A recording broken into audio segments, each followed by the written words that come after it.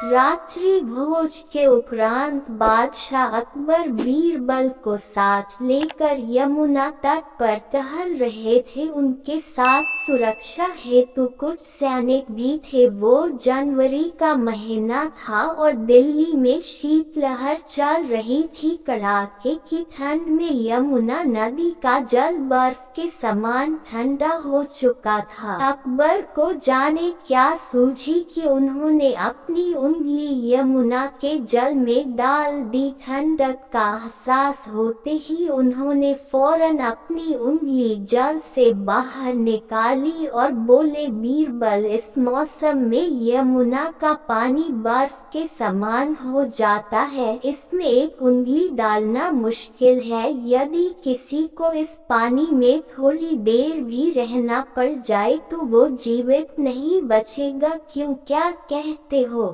बीरबल की सोच अकबर के विपरीत थी। वह बोला, मैं आपकी बात से सहमत नहीं हूँ हुजूर। इच्छा शक्ति हो तो मनुष्य कुछ भी कर सकता है। यमुना के पानी में कुछ देर खड़ा रहना तो बहुत ही छोटी बात है। हम तुमसे इत्तेफाक नहीं रखते बीरबल। इन दिनों यमुना के पानी में कोई खड़ा हो ही नहीं सकता। अकबर बीरबल की बात मानने को बिल्कुल भी तैयार नहीं थे। तो आजमा कर देख लीजिए, जहाँ पनाह कोई न कोई जरूर होगा जो अपनी इच्छा शक्ति के दम पर ये कर जाएगा। बीरबल विश्वास के साथ बोला, तो ठीक है, कल पूरे राज्य में सूचना करवा दी जाएगी। जो कोई भी पूरी रात यमुना के पानी में कमर तक डूबकर खड़ा रहेगा उसे 100 स्वर्ण मुद्राएं इनाम में दी जाएंगी। अकबर तैश में आकर बोले। अगले दिन अकबर का आदेश पूरे राज्य में प्रसारित करवा दिया गया। कुछ दिनों तक ये चुनौती स्वीकार करने वाला कोई सामने नहीं आया। कोई साहस नहीं कर पा रहा था कि पूरी रात यमुना के ठंडे जल में कमर तक डूबकर खड़ा रह सके। अकबर के राज्य में एक निर्धन धोबी भी रहता था। उसकी मां का स्वास्थ्य बहुत खराब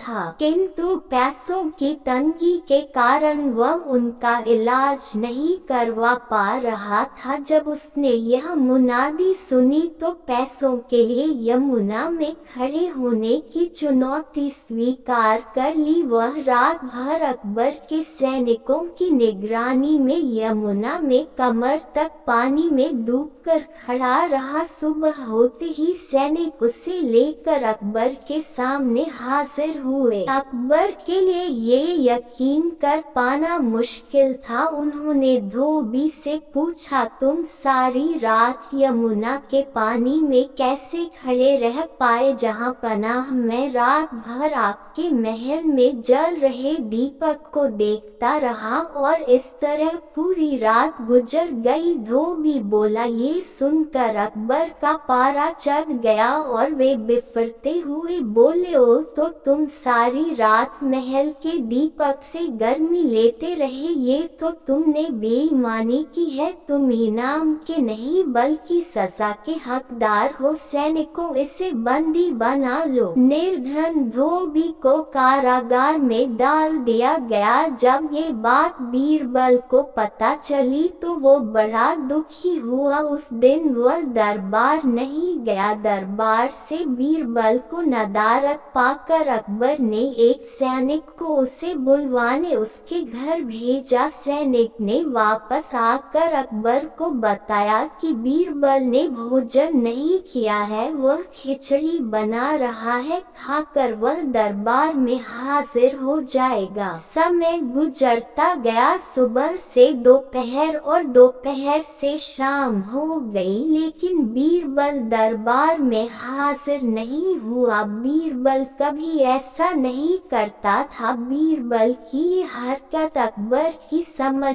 के बाहर थी। यह नज़ारा देख अकबर हैरत में तो पड़े ही साथ ही क्रोधित भी हुए। क्रोध में लाल पीले होते हुए उन्होंने बीरबल से पूछा, ये क्या है बीरबल, तुम अब तक दरबार में हाजिर क्यों नहीं हुए? मैंने खबर भिजवाई थी जहां पनाह की, मैं खिचड़ी बना रहा हूँ, खाकर दरबार में हाजिर हो जाऊंगा। देखिए सामने पेड़ पर लटके घड़े में खिचड़ी पक रही है। पेड़ पर लटके घड़े की ओर इशारा कर बीरबल ने उत्तर दिया, ऐसे कोई खिचड़ी बनाता है? पेड़ के नीचे जल रही आग से ऊपर लटके घड़े की खिचड़ी कैसे पकेगी? अकबर चिल्लाए। जब यमुना में खड़े धोबी को इतने दूर स्थित महल में जल रहे दीपक से गर्मी मिल सकती है तो इस तरह भी खिचड़ी पक सकती है हुजूर, यहाँ तो आग उस दीपक की तुलना में निकट ही है। बीरबल झट से बोला।